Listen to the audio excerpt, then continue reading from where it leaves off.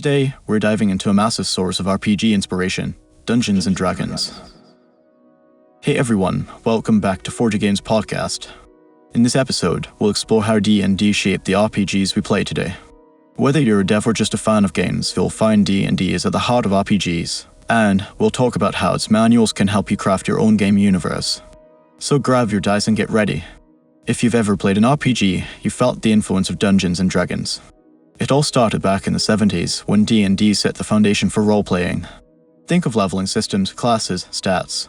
They all trace back to Dungeons & Dragons. In fact, many mechanics from D&D are still used in today's RPGs. When you play an RPG, you're essentially experiencing digital versions of D&D rules. Many classic RPGs, like Baldur's Gate and Neverwinter Nights, are direct adaptations. But even games like The Witcher or Skyrim draw from D&D's core concepts. D&D gave us the framework to build compelling stories, deep characters, and epic adventures. Fun fact, did you know the creators of Adventure Time played Dungeons & Dragons to inspire some episodes? Why use Dungeons & Dragons as inspiration? As a game dev, one of your biggest challenges is building a believable game world. This is where Dungeons & Dragons really shines. Its rules aren't just about stats and combat. They help create entire worlds. Think about D&D's races, classes, and lore. They offer a vast array of ideas to inspire your own game's universe. D&D's depth of character creation can help you flesh out NPCs in your game. Its balance between player freedom and structured rules can guide your game's mechanics. Plus, D&D's approach to storytelling is invaluable for creating quests and lore. While Dungeons & Dragons is great for inspiration, it's important to be cautious. D&D is a registered trademark. However, there is a core rule set under the Open Gaming License OGL. It's not as complete as the Player's Handbook, but it has a lot of interesting material. If you're interested in hearing more about this, feel free to let me know in the comments. Now let's talk about one of the most underrated tools in game development, the Dungeon Master's Guide. At first glance, it's a manual for tabletop gameplay, but it's actually a treasure trove of ideas for game developers.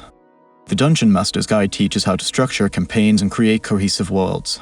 It offers advice on building lore, crafting encounters, and setting up immersive environments.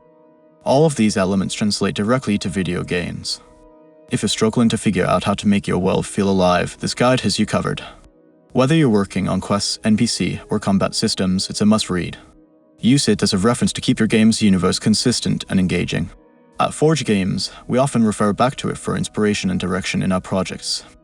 How can you actually use these manuals for your own game development? Start with the Dungeon Master's Guide, as I mentioned earlier. Use it to understand the principles behind world building and narrative structure. Then move on to other D&D manuals, like the Player's Handbook. This book is filled with races, classes, and spells that can inspire your own mechanics. Think of these features as templates or ideas to shape into something uniquely your own. For example, you can reimagine character classes or create a custom magic system. The Monster Manual is also gold for designing enemies and creatures. The key is to see these manuals not as strict rulebooks, but as creative launching pads. Now, a quick word of caution. It's easy to lean too heavily on D&D for your game's design. But remember, you don't want to rely too much on pre-existing ideas. Players are always craving something fresh, something they haven't seen before. Use D&D as a foundation, but don't be afraid to innovate and make it your own. If you simply recreate what's been done, your game might feel derivative. Instead, take D&D's concepts and give them a twist that's unique to your world. One important note, D&D's level system is quite different from what you see in most video games. Advancing a level in Dungeons & Dragons is a major achievement, often taking much longer than in typical RPGs. Their max level is 20, and the progression formulas are designed with that in mind. In most games, leveling up happens frequently and serves a different purpose. So while D&D has great systems, you'll need to adapt them to fit the pacing and goals of your game. The key is to inspire, not imitate, and ensure your game stands out. In summary, Dungeons & Dragons offers a wealth of inspiration for game developers. From its rules to its world building, it's a toolbox full of creativity.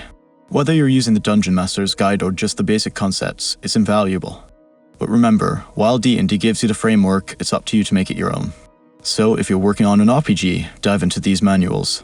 They can help you create something truly special in your game. That's it for today's episode. Make sure to hit the thumbs up and subscribe for more insights on game development. Keep creating and stay awesome.